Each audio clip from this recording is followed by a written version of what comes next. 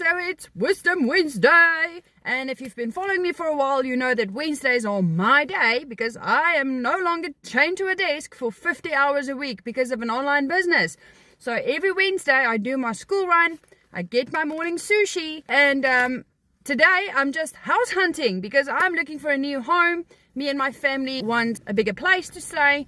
So I'm really excited about this. And guys, this was just a dream to me 90 days ago. 3 months ago, this would never have been in the cards for me if I didn't took that leap and just took that chance on myself, but deemed myself worthy and just learning a skill that I implemented every day, 2 hours a day around my 9-to-5 job, around my family. And now I'm seeing more income coming in than what I've seen in weeks at my normal job, enabling me to have Sushi Wednesdays and just house hunting, starting a new beginning. I just completely refuse being in the same position next year than what I was 3 months ago. So if you're sitting in a similar position and you're just looking to start a side hustle completely around your 9-to-5 job, just making that additional stream of income, maybe looking for a new home, then just drop a yes in my comments because I want to share it with you.